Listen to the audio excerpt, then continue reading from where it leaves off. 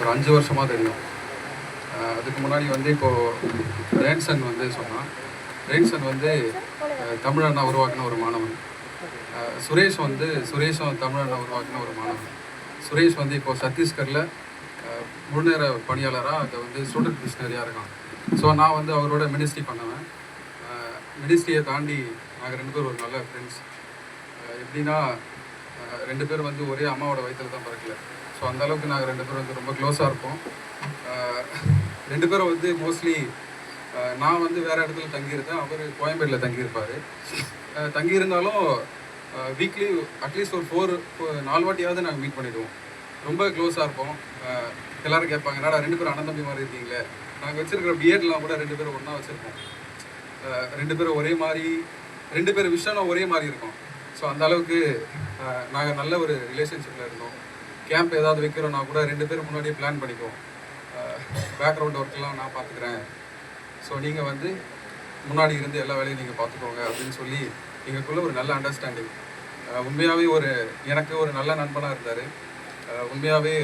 உண்மையான ஒரு ஊழியக்காரன். எல்லா விஷயத்துலையுமே ரொம்ப கமிட்மெண்ட்டாக இருப்பார். ஆண்டி சொன்னது போல் நிறைய விஷயங்கள் வந்து அவரோட லைஃப்பில் நான் பார்க்க முடியுது.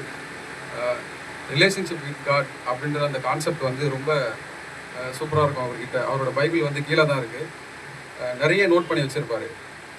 நான் அது வந்து எனக்கு அது ரொம்ப இன்ஸ்பயராக இருக்கும். நிறைய க்ரியேட்டிவாக திங்க் பண்ணுவார்.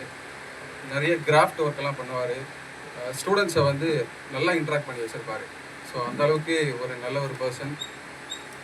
ஒரு 5 வருஷமாக அவரோட ட்ராவல் பண்ணுறதுக்கு கடவுள் வந்து எனக்கு ஹெல்ப் பண்ணியிருந்தார். அந்த 5 வருஷத்தில் நிறைய விஷயங்களை வந்து நான் லேர்ன் பண்ணியிருந்தேன். அவரோட கடைசி நாட்களில் வந்து அவரோட இருக்கிறதுக்கு கடவுள் வந்து எனக்கு ஹெல்ப் பண்ணார். லாஸ்ட்டு அவர் மறிக்கிற வரைக்கும் அவரோட கூட இருக்கிறதுக்கு கடவுள் வந்து எனக்கு ஹெல்ப் பண்ணார். ஒரு 1 month, last new year, Christmas எல்லாமே நான் அவர் கூட தான் இருந்தேன்.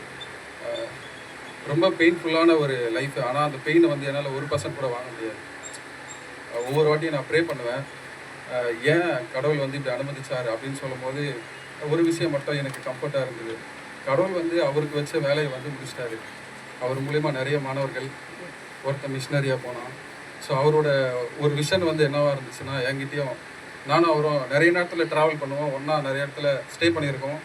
ஸ்டே பண்ணும்போது தூங்கவே மாட்டோம். நிறைய விஷயங்கள் வந்து மினிஸ்ட்ரியை பற்றியே பேசுவோம், ஃபேமிலியை பற்றி நிறைய டிஸ்கஸ் பண்ணுவோம். அப்போ மினிஸ்ட்ரியை பற்றி பேசும்போது என்ன சொல்லுவார்னா, நம்ம உருவாக்குற மாணவன் வந்து கடைசி வரைக்கும் ஒரு நல்ல தலைவனாக நிற்கணும், எந்த ஒரு சூழ்நிலையிலையும் பின்வாங்கி போகாத ஒரு தலைவனாக இருக்கணும், அப்படியே ஒருத்தனை தான் நம்ம உருவாக்கணும் அப்படின்னு சொல்லி அவர் என்ன பண்ணுவார்னா சொல்லிக்கிட்டே இருப்பார். ஸோ நானும் அப்படிப்பட்ட தலைவனை உருவாக்கணும்னு சொல்லி எனக்கும் அப்படி ஒரு விஷன் வந்து அவர் மூலிமா பாஸ் ஆனாச்சு. ஸோ அப்படி உருவாக்கணும் அப்படின்னு சொல்லுவார். நிறைய அம்மா பற்றி, தங்கச்சியை பற்றி, ஃபேமிலியை பற்றி சொல்லிகிட்டே இருப்பார். அவங்களும் வந்து கடவுளுக்குள்ளே வரணும் அப்படின்னு சொல்லிக்கிட்டே இருப்பார். கடைசி நாட்கள் அவரோட இருக்கும் போதெல்லாம் எனக்கு இன்னும் என் மூலிமா அப்பா அம்மா இன்னும் அம்மாவும் தங்கச்சியும் கடவுளுக்குள்ளே வந்தால் நல்லாயிருக்கும். அவரோட கடைசி ஆசை வந்து அதுவாக தான் இருந்துச்சு. அவர் இறந்ததுக்கு அப்புறம் தான் அம்மாவும் தங்கச்சியும் இன்னும் கடவுளுக்குள்ளே வரத்துக்கு வந்து அது ரொம்ப என்ன சொல்கிறது ஒரு வழியாக இருந்துச்சு. அவர் மூலிமா நிறைய விஷயங்கள் நடந்திருக்கு. அவர் வந்து நான் காலேஜ் படிச்சுட்டு இருந்தேன். எங்கன்னா இப்போ காரைக்காலில் நான் ப்ரெசன்ட் காலேஜ் படிச்சுட்டு இருக்கேன். படிச்சுட்டு மினிஸ்ட்ரி பண்ணுறேன். அங்கே இருக்கும்போது கூட எனக்கு ஃபோன் பண்ணி என்னை பார்க்கவா அப்படின்னு சொல்லி ஃபோன் பண்ணிகிட்டே இருப்பார். எனக்கு காலேஜ் இருக்குன்னா, எக்ஸாம் இருக்குன்னா கூட நீ அடுத்த செமஸ்டர் எழுதிக்கோ, ஏன்னா என் கூட இருக்கிறது வந்து அவருக்கு ரொம்ப கம்ஃபர்டபுளாக இருக்கும்னு சொல்லி என்னை வந்து கூப்பிட்டுட்டே இருப்பார். சரின்ட்டு நான் எல்லாத்தையும் விட்டுட்டு 1 மாதம் வந்து அவரோட இருக்கிறதுக்கு வந்தேன். நிறைய விஷயங்கள் அவருடைய லைஃப்பில் அவர் கஷ்டப்பட்டது, அவர் ஹாஸ்பிட்டலில் இருக்கும்போது கோயம்புத்தூர் வந்தது, நிறைய விஷயங்கள் அவரோட கூட இருந்து அவரை பார்க்குறதுக்கு உதவியாக இருந்துச்சு. அவர் வந்து என் மேலே ரொம்ப அன்பாக இருப்பார். அவர் வந்து கடைசியாக சாகிறதுக்கு முன்னாடி எனக்கு என்ன பண்ணார்னா, ஒரு ஹெட்செட் வாங்கி கொடுத்தாரு. ஏன் அந்த ஹெட்செட் எனக்கு வாங்கி கொடுத்த அப்படின்னு நான் அவர் கேட்டேன். என்னால் முடிஞ்சது இது, என்னோட ஞாபகத்தமாக வச்சுக்கோ அப்படின்னு சொல்லி நான் இன்னும் அந்த ஹெட்செட் வந்து நான் வச்சுருக்கேன். ஸோ ரொம்ப அன்பான ஒரு அண்ணன். அவர் இறந்துட்டாருன்ற செய்தியை வந்து கேட்கும்போது ரொம்ப கஷ்டமாக இருந்தது.